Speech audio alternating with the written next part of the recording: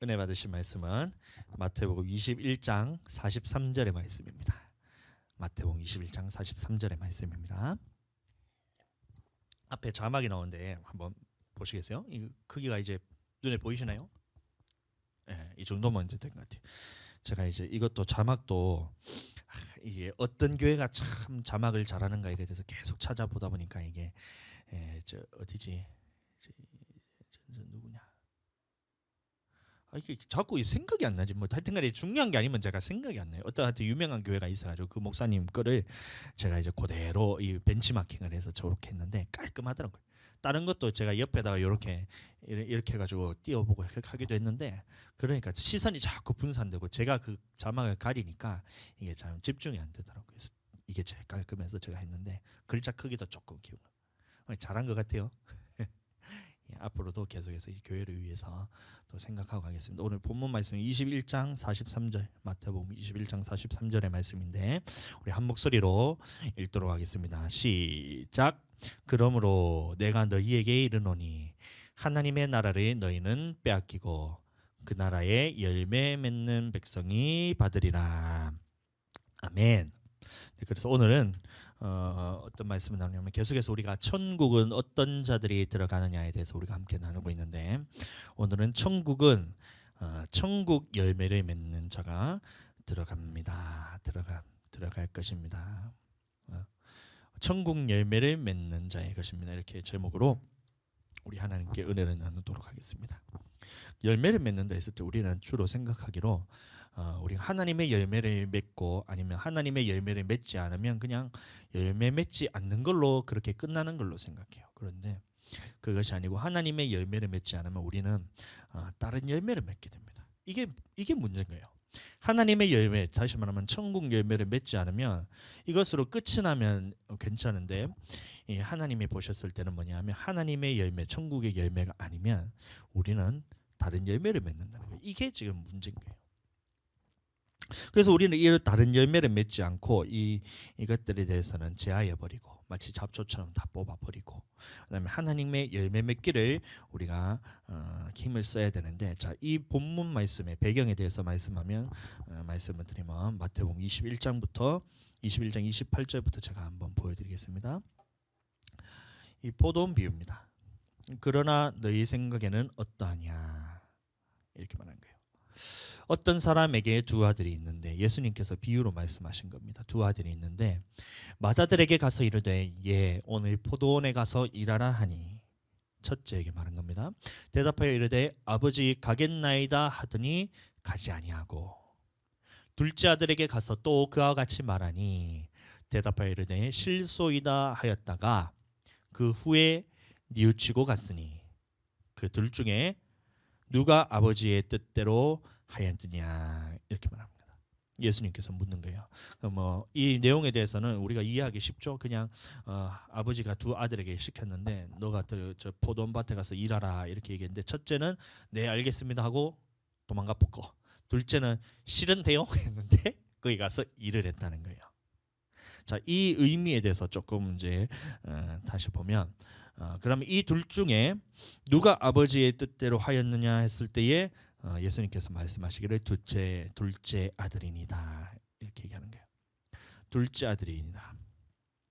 예수께서 그들에게 이르시되 내가 진실로 진실로 너희에게 이르노니 세리들과 창녀들이 너희보다 먼저 하나님 나라에 들어가리라 이런 말씀합니다. 그래서 사람들이 이 줄 어디에다 포인트를 맞추냐면 이거 세리들과 창녀들에 자꾸 포인트를 맞춰요. 그러니까 천국은 누가 들어가냐 하면 이 앞에 말하는 사람들은 첫째 아들은 누구를 의미하냐면 이 바리새인들, 그다음에 하나님의 말씀을 받은 유대인들, 그다음에 그 말씀을 가르쳤던 대제사장들을 이를 첫째 아들이에요. 왜냐하면 하나님께서 처음에 구약에 이 말씀을 맡겼을 때는 뭐냐면 이 하나님의 말씀에 순종함을 통해서 일을 한다는 거예요. 그거를 하나님의 말씀에 순종하게 하기 위해서 그 이스라엘 백성을 불렀는데 이 사람들이 우리는 하나님의 말씀을 다 듣겠습니다. 하나님의 말씀대로 행하겠습니다. 말은 했는데 어떻게 했어요?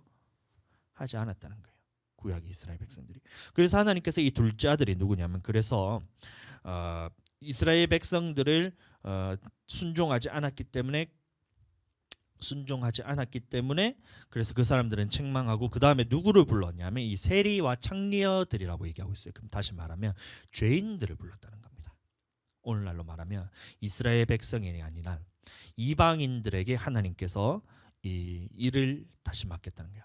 그래서 오늘날 우리는 둘째 아들의 자격을 갖춘 사람들과 똑같은 거예요. 첫째 아들은 뭐냐면 우리는 절대로 첫째 아들이 될 수 없는 게 뭐냐면 하나님께서 그 택하신 이스라엘 민족들 먼저 복음을 맡겼던 먼저 하나님의 말씀을 맡겼던 이 이스라엘 백성들이 첫째 아들인데 이 사람들이 하나님의 말씀대로 순종하지 않아서 하나님께서 이 첫째 아들을 책망을 하고 그다음에 둘째 아들을 딱 불렀어요.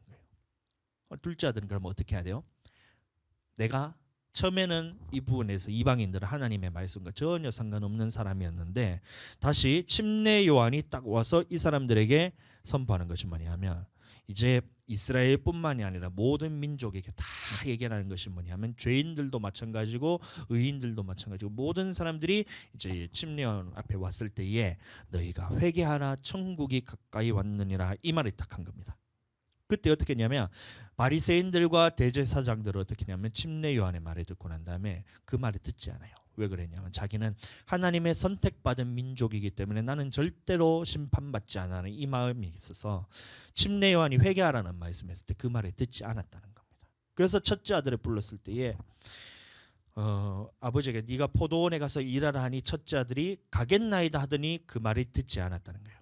회개하지 않고 하나님의 말씀에 순종하지 않고 회개하지 않았던 이 첫째 아들 모습인데 그래서 그 다음에 누구를 불렀냐면 침례 요한에게 왔던 사람들 중에서 회개하라 천국이 가까이 왔느니라 이 말을 했을 때에 그 말을 들었던 사람들이 누구였냐면 바로 죄인들이었던 거예요. 세리 같은 사람들. 이 세리라는 것은 뭐냐면 이스라엘에서 이제 손가락질 받는 사람들. 왜냐하면 자기 민족의 돈을 뺏어 가지고 저기 로마에 갖다 바친 사람이죠. 완전히 우리나라로 치면 이제 일본 앞제비 같은 사람이었어요. 그러니까 계속 손가락질을 받는 이 사람들이고 말 그대로 창녀들은 그냥 이제 아시다시피 그런 이제 돈을 받고 이제 몸을 파는 그런 사람들이었잖아요. 근데 이 사람들이 침례 요한이 회개하라 천국이 가까이 왔느니라 이 말을 딱 들었을 때 어떻게 했냐면 즉시로 자기에 있던 그 행위들을 다 뉘우치고 돌이켰다는 거예요. 자, 이 말씀에 대해서 좀 얘기하는 거죠. 서론이 조금 길었는데 자 보시면 마태복음 21장 계속해서 보시면 아까 전에 누가 아버지의 뜻대로 하였느냐 이렇게 했을 때 이르되 둘째 아들이니다. 예수께서 그들에게 이르시되 너희가 너희에게 진실로 이르노니 세리와 창녀들이 너희보다 먼저 하나님에 들어가리라. 근데 들어가는 이유가 뭐냐면 이 침례 요한이 의의 도로 선포했을 때 그것을 돌이켰다는 거예요. 자 보시면 그러면 침례 요한이 와서 무엇을 선포했느냐 이것에 대해서 저희가 알아야 되는데 자 보시면 그 바로 다음 구절이죠. 요한이 의의 도로 너희에게 왔다는 겁니다. 요한이 어떻게 와서 이 침례 요한이 어떻게 와서 이 백성들의 마음을 하나님께로 돌이키고 이 죄인들의 마음을 하나님께로 돌이켰냐면 어떻게 돌이켰냐면 의의 도로서 이 사람들의 마음을 하나님께로 돌이켰다는 거예요. 이해가 되시죠? 그래서 의의 도라는 것으로 요한이 사람들의 마음을 하나님께로 돌이켰는데 자 이것이 구약에서부터 예언되어 있습니다. 그래서 조금 이해가 되는 조금 있으면 이해가 될 건데 자 보시면 그러면 이 침례 요한이 누구냐면 누가복음에 보시면 이 하나님께서 오리라고 예언하신 엘리야였다는 겁니다. 자 보시면 누가복음 1장 17절에 보시면 그가 또 엘리야의 심령과 능력으로 주 앞에 먼저 와서 아버지의 마음을 자식에게 거스르는 자를 의인의 슬기에 돌아오게 하고 주를 위하여 세운 백성을 준비하리라 이렇게 얘기하는 거예요. 그러니까 구약에 있었던 이스라엘 백성들뿐만이 아니라 이제는 하나님 앞에서 돌이키고 하나님의 말씀을 다시 듣기를 원하고 하나님께서 준비하신 그 세우기를 원하셨던 그 백성을 준비시키는 일을 누가 했냐면 바로 침례 요한이 했다는 거예요. 자 보시면 또 계속해서 보시면 마태복음에 보시면 내가 너희에게 말하노니 엘리야가 이미 왔을 때 이런 거요. 누구 바리새인들이 물었던 거거든요. 그 뭐냐면 우리가 엘리야를 다시 기다려야 됩니까? 이렇게 예수님께 물었을 때에 말라기 선지자가 예언하셨던 그 엘리야가 다시 온다고 했는데 당신이 그 엘리야입니까? 아니면 내가 엘리야를 다시 기다려야 됩니까? 이렇게 묻는 거예요. 그때 예수님이 말한 것이 내가 너희에게 말하노니 엘리야가 이미 왔을 때 그 다음에 점점점이 뭐냐면 너희가 임의로 대우하였느니라 이런 거예요. 엘리야가 이미 왔는데 그 사람은 임의로 대우했던 거예요. 지금 헤로디아가 그 헤롯의 생일날 막 춤추고 이렇게 하니까 내가 나라의 절반이나 주니까 네 손 다 들어줄게 이러니까 헤로디아가 뭐 어떻게 했어요? 침례 요한의 머리를 달라 이렇게 했죠. 그래가지고 그 왕이 그 사람들 앞에서 선포했던 그 말을 이제 번복하기는 못하니까 침례 요한의 머리를 잘라서 죽여버리잖아요.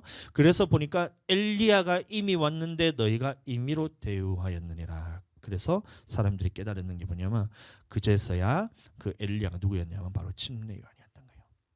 침례 요한이 이 말라기 선자가 얘기하는 것처럼 엘리야의 심령으로 와서 이제 주의 백성들을 준비시키는 일을 했다는 겁니다.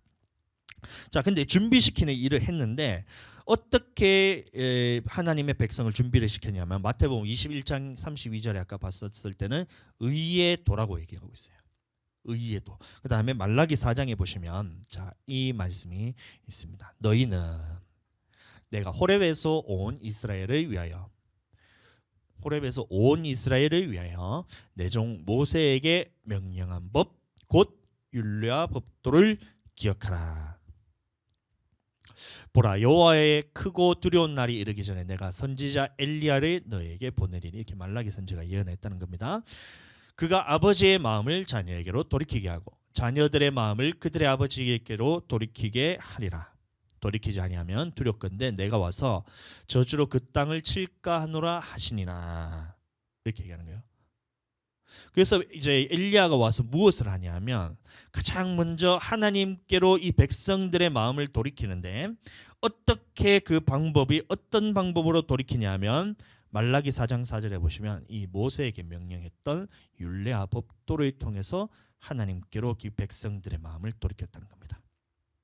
마태복음 21장 32절 아까 봤던 것처럼 요한이 와서 뭐라면 의의 도로 하나님께로 자기 백성들의 마음을 돌이켰다 했고 말라기 선지자가 말했는 걸 보니까 이 모세에게 명령했던 그 율례와 법도를 통해서 하나님의 마음으로 돌이키기를 원하셨고 그렇게 했다는 겁니다. 그래서 침례 요한이 가장 먼저 이 광야에 있었을 때 사람들이 다 침례 요한에게 오는 거예요. 그래서 그때 선포했던 것이 뭐냐면 회개하라 천국이 가까이 왔느니라 이렇게 얘기하면서 그 구약에 있었던 모세의 법을 통해서 자 이스라엘 너희 백성들 하나님께서 선택받은 첫째 아들인 이스라엘 백성들 너희들은 하나님의 말씀이 너희에게 주어졌는데 너희는 어떻게 했냐면 하나님의 말씀대로 순종하지도 않고 그것에 대해서 잘못되었음을 알면서도 돌이키지도 않고 회개하라고 이렇게 선포함에 있어서도 자기는 하나님의 백성이기 때문에 심판받지 않기 때문에 그것을 그대로 돌이키지 않았다는 거예요.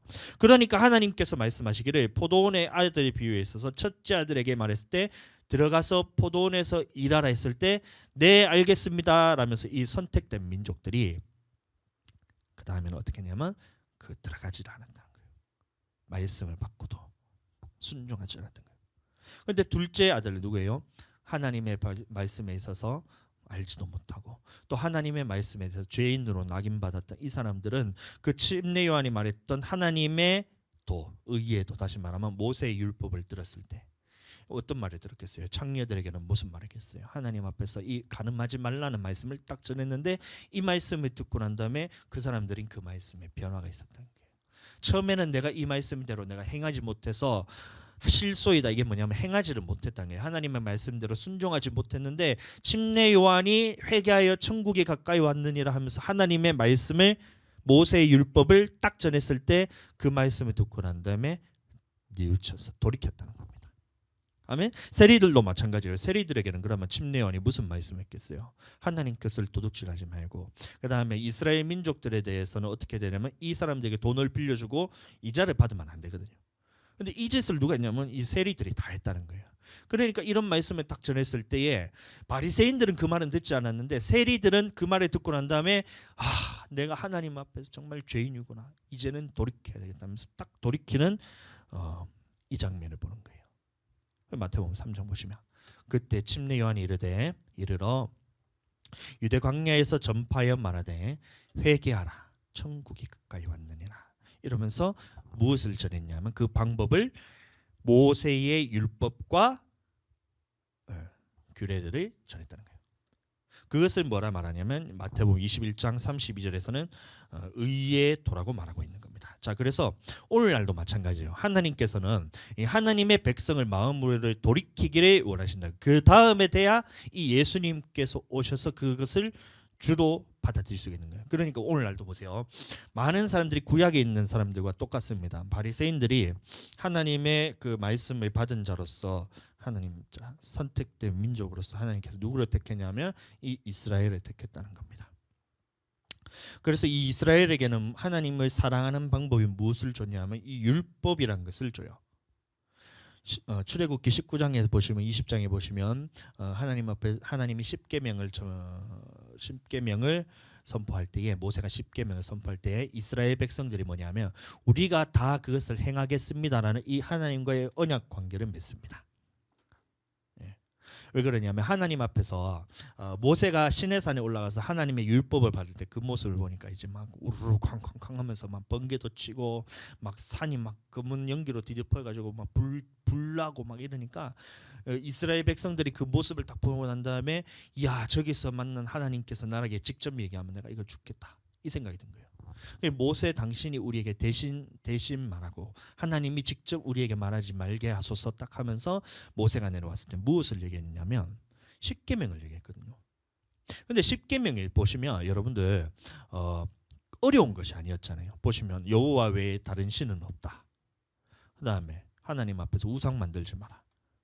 그 다음에 여호와 이름을 망령되이 일컫지 마라. 안식일을 거룩히 지켜라. 그럼 네 부모를 공경하라. 살인하지 말라. 이런 식으로 말하는 게 딱 들어보니까 하나님께서 뭔가 굉장히 어려울 걸 시킬 것 같았는데 십계명을 들으니까 다 할 수 있는 거거든요.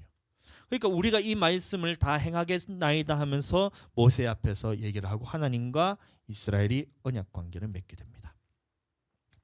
그래서 하나님께서는 이 이스라엘 백성은 나는 너희 하나님이 되고 물론 할례라는 율법을 통해서 나는 너희 하나님이 되고 너희는 나의 백성이 되리라라는 이 언약 관계를 맺어서 하나님의 이스라엘 백성을 이제 선택된 민족으로서 선택을 하십니다. 그럼 나머지는 뭐예요? 이스라엘 밖에 있는 사람들은 이방인들.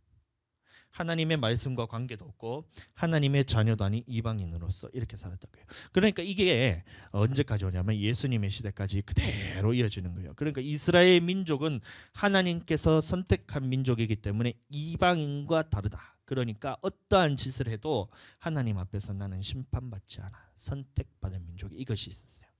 그럼 이게 오늘날 어떻게 변화되었냐면 자, 똑같습니다.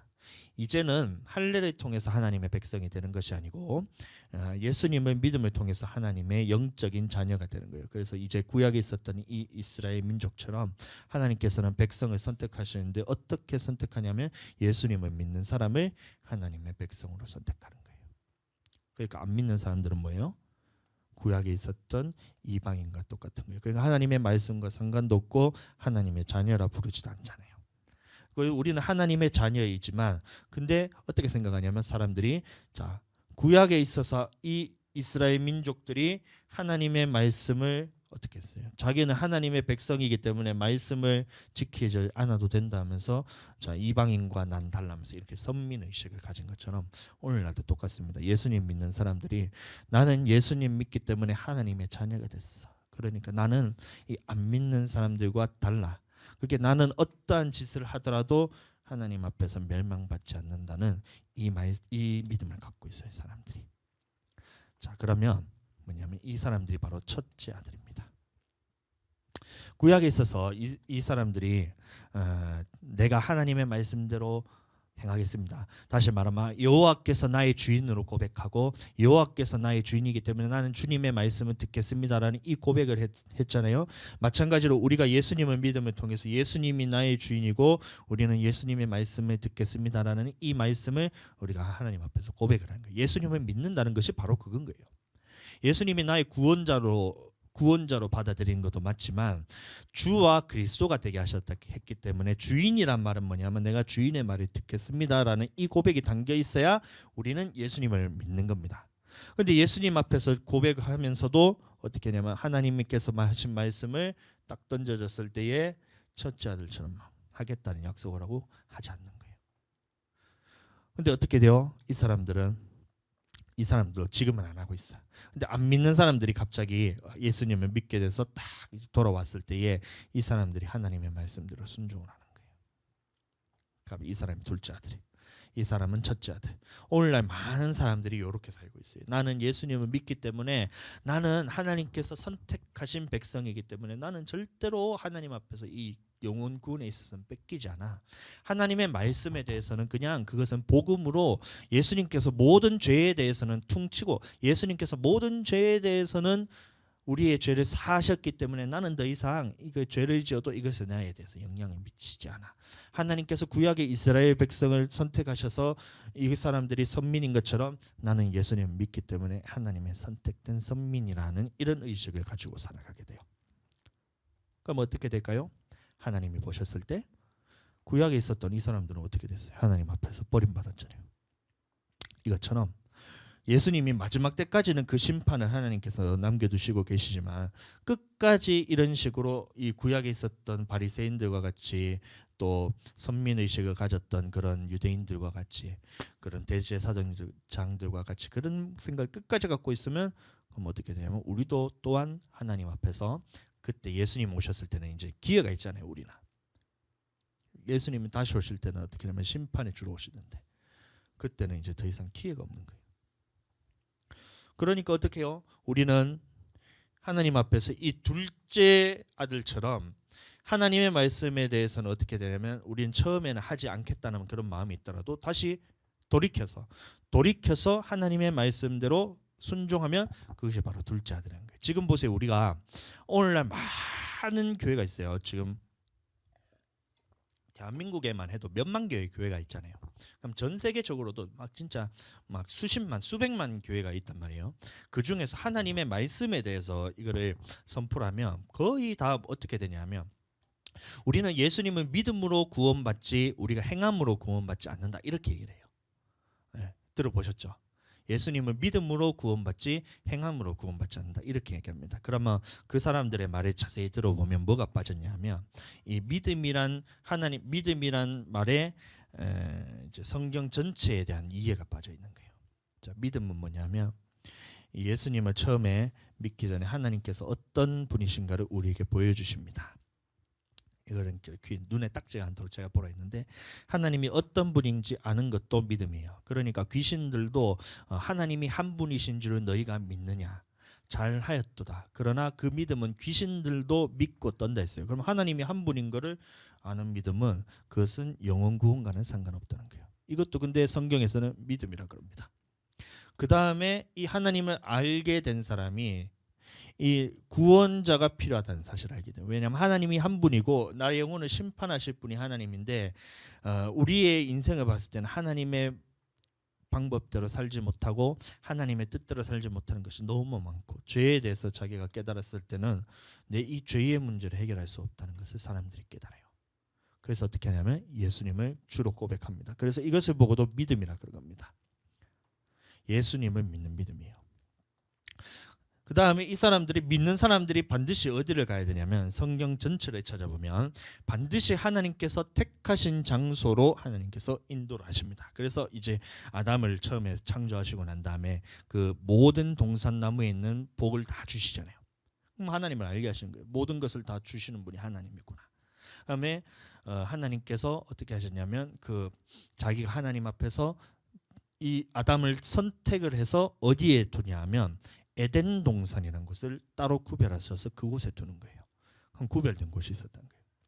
이스라엘 백성 마찬가지입니다. 하나님께서는 어떤 분이신가 알렸을 때에, 처음에 이제 모세에게 나타났을 때 내가 너희 하나님이 누구냐고 물어보면 내가 뭐라고 대답할까요? 이렇게 모세가 물었을 때에 나는 여호와니라.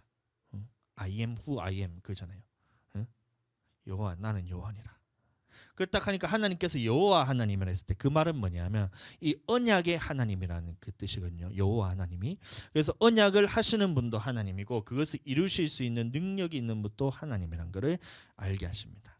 그 다음에 바로 구원하셨냐면 그것이 아니고 이 애굽에 있는 10가지 재앙을 통해서 그 있는 모든 신들은 가짜고 하나님은 한 분밖에 없다는 이 지식을 알게 해요.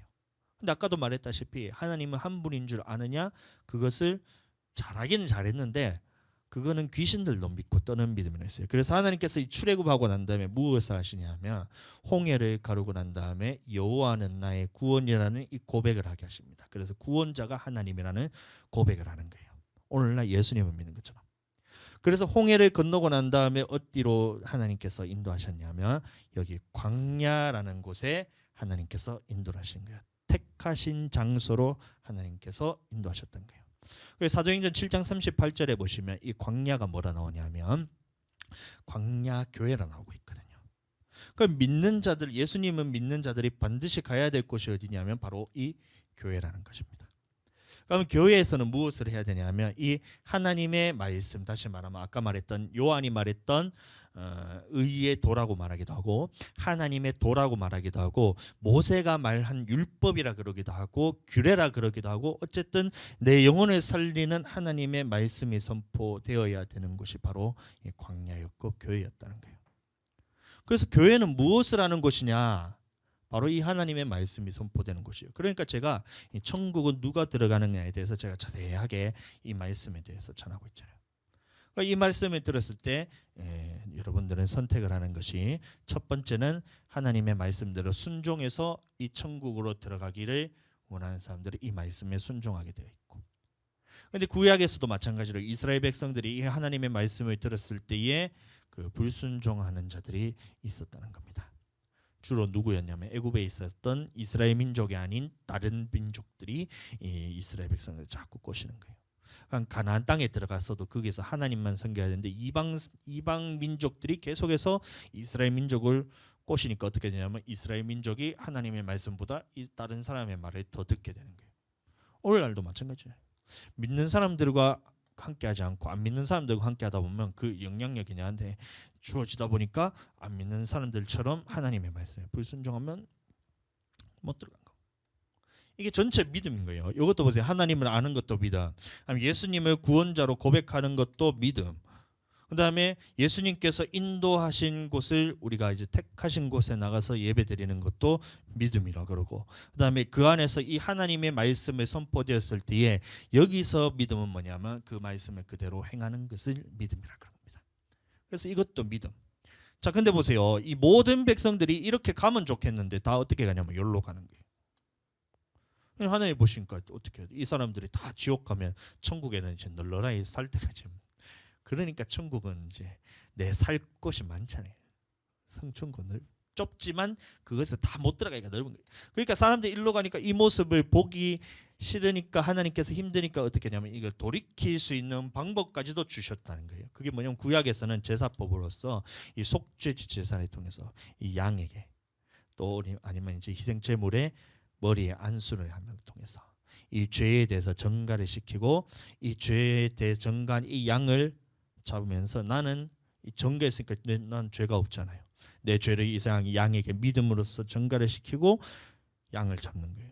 그럼 양은 죽으면서 죄에 대해서는 죽고 나는 살고. 그럼 신약에 와서는 이 구약에 있었던 모양이 예수님으로 바뀐 거죠. 오늘날도 마찬가지인 겁니다. 나의 죄에 대해서는 어떻게 되냐면 이 예수님께 담당시키는 거예요. 나의 모든 죄를 이 예수님께 담당시킵니다. 그러면서 믿음으로서 담당시키고, 이게 예수님 믿는 믿음이에요. 그럼 담당하고 난 다음에 이 죄에 대해서 누가 십자가에 못을 박아야 되냐면 바로 나 자신이 못 박는 거예요. 예수님은 내 죄에서는 죽고 예수님이 죽음을 통해서 나는 죄사함을 받았습니다. 그게 이 제사법이잖아요. 그러니까 이것도 믿음이라 그럽니다. 그 전체를 다 봤을 때 보세요. 예수님 믿으니까 나는 천국 간다는 믿음은 다 아는 것이 아니에요. 이것만 아는 거잖아요. 이것만 아는 거. 요것만 한다고 해가지고 그러면 이 사람이 천국 갈 것 같으면 교회를 뭐하러 나와요? 교회 안 나오면 되지. 안 그래요? 예수님 믿어서 믿음만 있으면 난 다 천국 간다. 그러면 요 믿음만 있어서 다 천국 간다 하면 저부터 교회 안 나올 겁니다. 왜? 왜냐하면 난 예수님 이 믿음만 있어서 천국 간다 하면 저부터 교회 안 나올 거예요. 뭐하러 그렇게 고생을 하네. 뭐 그냥 내 마음에 믿으면 되지. 안 그래요? 하나님 봤을 때 이것도 믿음이라고. 그 다음에 하나님의 말씀 지키는 거 못하라. 여러분들 11조하고 뭐 하라 그래요? 하나님의 말씀을 순종을 왜 해요? 예수님 믿으면 천국 간다 하면 안 해도 되지. 그러니까 많은 사람들이 자기 생각에 해가지고 이 11조에 대해서는 막 없어졌냐 하면서 그 논리를 가지고 막 하다 보니까 자, 왜 그러냐면 요 안에 다 있는 거예요.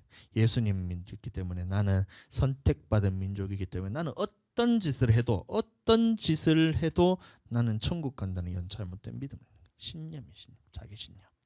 천국은 자기 신념으로 가는 게 아니고 믿음을 통해서 갑니다. 그러니까 보세요. 이 말씀을 순종하는 것을 믿음이라고 해줘요. 얘도 믿음, 얘도 믿음, 얘도 믿음이라 그러고, 얘도 믿음, 이렇게 행하는 것을 믿음이라 그러고, 그다음에 믿음을 통해서 죄 사함 받는 것도 이것도 믿음이라 그러고, 이 전체에 대해서도 성경에서는 믿음이라고 말하고 있어요. 그러니까 보세요. 딱 보니까 눈이 열리잖아요. 믿음이 뭐냐? 아, 이 믿음을 말하는 거냐? 이 믿음을 말하는 거냐? 이 믿음을 말하는 거냐? 이 믿음을 말하는 거냐? 이 믿음을 말하는 거냐? 믿음이란 것이 그 많잖아요. 동음이의어 아시죠? 동음이의어. 이제 동음이의어가 뭐냐? 음은 같은데 뜻이 다른 거. 제가 주로 이제 설명하는 게 배에 대해서 제가 설명을 많이 하거든요. 왜냐면 쉬우니까. 배는 다 알잖아요. 근데 배라 했을 때 배가 뜻이 여러 가지가 있죠. 첫 번째는 뭐예요? 이게 아삭아삭 먹을 수 있는 그 배가 있고, 그 다음에 이 똥배 배가 있고, 그다음에 바다에 이렇게 떠다니는 배가 있잖아요. 근데 우리는 배를 타고 간다 이렇게 얘기했을 때 그러면 무슨 생각이 들어야 돼요? 이게 생각나야 돼요? 아니죠. 이게 배가 타고 간다 했을 때 이거잖아요. 마찬가지예요. 믿음이라 하니까 이 믿음이란 단어만 보고 무슨 생각을 하냐면 마치 배처럼 배를 맛있게 먹었다 했는데 철근을 아작아작 뜯어먹는 것처럼 그렇게 생각하고 이 사람들이. 그러니까 믿음이라 했을 때는 사람들이 보세요.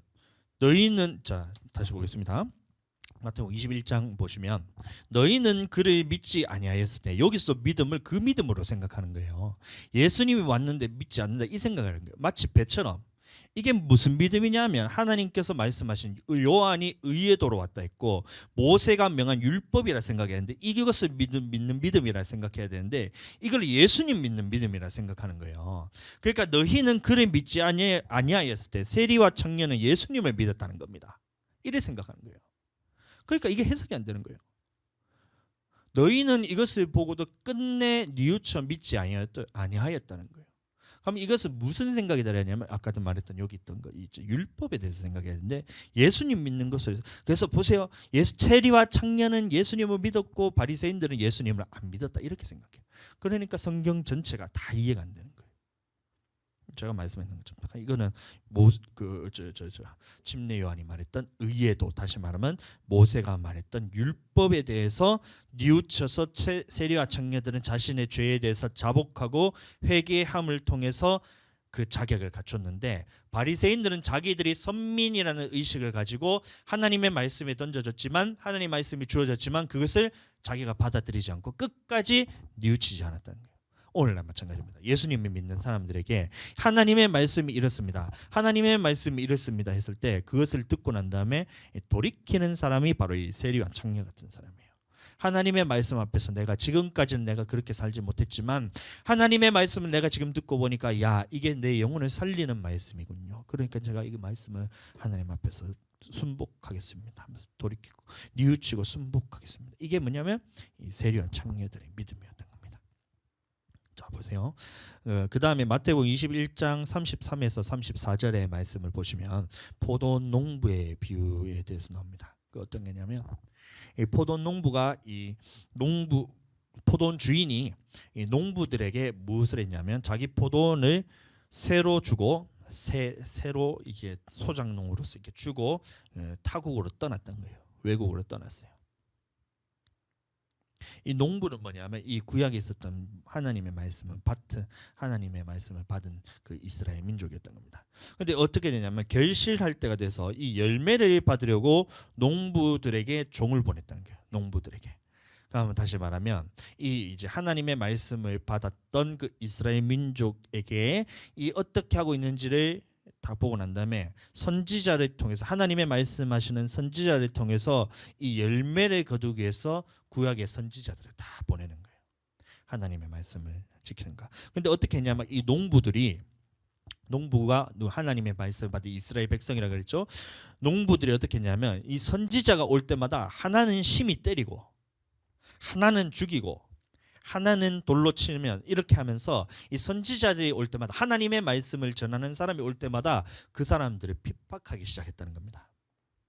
그래서 이제 한 주인이 어떻게 했냐면 그 후에 자기가 무슨 생각을 했냐면 내 아들을 보내면 이 소작농들이 농부들이 아들은 공경하겠지 하면서 아들을 보내는 거예요. 자기 아들을 보낸 거예요. 왜요?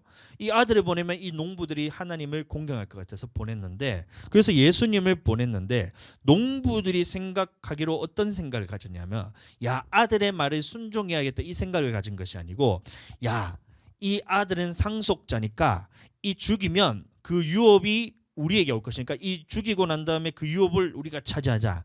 이 농부가 주인이 보낸 아들을 죽이면 우리가 그 유업을 얻을 거라 생각하는 거예요. 예수님이 그래서 오셔서 회개하라 천국에 가까웠느냐 이렇게 말씀을 전했을 때에 그 의미는 뭐냐면 이 예수님이 말씀하시면 백성들이 듣겠지라 생각했는데, 예수님이 오셨음에도 불구하고 그 대제사장들, 바리새인들, 그다음에 이런 사람들이 이스라엘 민족들이 어떻게 했냐면 예수님을 십자가에 박아 붙는 거예요. 그럼 어떻게 되세요? 주인이 어떻게 하겠어요? 주인이 어떻게 하겠어요? 그들이 말하되 그 악한 자들을 진멸하고 포도원은 제때의 열매를 바칠 만한 다른 농부들에게 새로 줄지니라 이렇게 얘기하는 거예요. 자, 그래서 보시면 악한 자들을 진멸했다는 말은 뭐냐면 구약에 있었던 그 이스라엘 선민 의식을 가졌던 하나님의 민족을 하나님께서 버리시는 거예요. 그리고 난 다음에 그 복음을 누구에게 전해지냐 하면 이제는 이 할례를 통해서 이스라엘 민족에게만 전해진 것이 아니고 이 예수님을 믿는 새롭게 된 영적인 이스라엘에게 하나님의 말씀을 선포하는 겁니다. 그래서 지금 우리는 이방인으로서 하나님의 말씀을 듣는 거예요. 근데 그때 들었을 때에 자 보세요. 그 악한 자들의 진멸하고 포도원은 누구에게 줬냐면 제때의 열매를 바칠 만한 다른 농부들에게 새로 줄지니라. 그래서 우리는 이런 다른 농부인 겁니다. 제때의 열매를 바칠 만한 다른 농부들에게 줬는데, 우리 또한 이스라엘 백성들처럼 하나님 앞에서 열매가 없게 되면 어떻게 될까요? 여기서 문제가 생기는 거예요. 많은 사람들이 하나님께서 새로 줬기 때문에, 새로 다른 농부들에게 줬기 때문에 우리는 이것에 대해서 뺏기지 않아 있는데, 여기 보시면 제때의 열매를 바칠 만한 다른 농부들에게 새로 줬다는 거예요. 근데 그렇게 하나님께서 믿고 주셨는데, 다시 말하면 하나님의 말씀을 선포했을 때에 그 말씀을 순종할 것이라는 기대를 가지고 선포를 했는데 제때의 열매가 없는 거예요. 하나님의 말씀을 들었는데도 이것이 영원히 변화가 없는 거예요. 하나님의 말씀을 듣고 세리와 창녀들은 어떻게 했냐면 자기의 인생을 다 뉘우치고 하나님의 그 말씀으로 돌이켰는데, 새롭게 예수님을 믿는다는 이 이스라엘이라는 영적인 이스라엘이라는 자격을 갖춘 사람들이 하나님의 말씀이 선포됐을 때 그 말씀에 대해서는 순종하지 않는 이 모습을 보면 하나님께서는 어떻게 하냐면 구약에 있었던 그 포도원에 있던 농부들과 똑같다는 거예요. 악한 자들이 진멸하는 것처럼 우리도 마지막 때에 진멸받게 된다는 거예요. 참 그렇죠. 하나님은 이스라엘 백성이 순종하기를 바랬어요. 그래서 선지자도 보내고, 그다음에 이제 그 때마다 시마다 하나님께서 어떤 사람을 선택해서 그 시대에 맞게끔 하나님의 말씀을 선포하고, 마지막에 예수님까지도 보내서 죽임까지 맞췄죠. 근데 참 감사한 것은 그 이스라엘 민족이, 하나님께 선택받은 그 민족이 하나님께 순종하지 아니함으로 말미암아서 우리에게 복음이 선포돼요. 우리에게 복음을 전파하고 하나님의 그 계획은 뭐냐면 우리 모든 인류에 대해서 동일하게, 이방인이나 유대인이나 동일하게 하나님 앞에서 그 열매 맺는 사람이라면 누구나 다 구원하기 위해서 하나님께서 그것을 계획하셨던 거예요. 이게 얼마나 감사한지 몰라요. 우리가 만약에 하나님께서 그렇게 하지 않으셨다면 그럼에도 불구하고 이스라엘 백성들은 선민, 그 다음에 이방인들은 그냥 이방인 이렇게 하셨으면 우리는 아무리 하나님의 말씀에 대해서 순종하더라도 천국에 갈 수가 없잖아요. 그러니까 하나님께서는 이 구약에 있었던 할례라는 제도를 폐하시고 이제는 그 마음에 예수님을 믿는 믿음을 가진 사람들을 영적인 이스라엘 백성으로서 하나님께서 구원하기 위한 계획이 있으셨다는 거예요. 그리고 그 구원의 방법에 있어서는 또 마찬가지입니다. 구약에 있었던 그 모세의 율법과 규례처럼 하나님의 의의 도처럼 오늘날도 하나님의 말씀이 선포되었을 때에 이스라엘 백성들은 그것을 보고도 뉘우치지 않았지만 그러니까 오늘날 우리는 어떻게 하냐면 말씀을 듣고 뉘우치는 자들은 하나님께서 천국으로 인도하여 드리신다는 이 말씀인 겁니다. 자, 그래서 보시면 만약에 근데 우리가 복음이 전파되었는데 그 이스라엘 백성들과 같이 열매가 없다면 하나님께서는 열매를 새 제때의 열매를 바칠 만한 것을 기대하고 우리를 이렇게 일꾼으로 삼아 주셨는데 만약에 하나님의 오셨을 때 열매가 없으면 어떻게 될까요? 바로 이 말씀입니다. 로마서 11장 21절의 말씀을 보시면 감람나무 비유가 나오는데 참 감람나무는 뭐냐면 이 뿌리가 있어서 진액을 받는 참 감람나무예요. 이게 누구냐면 이제 유대인들을 의미합니다. 이스라엘 민족을 의미하는 거예요.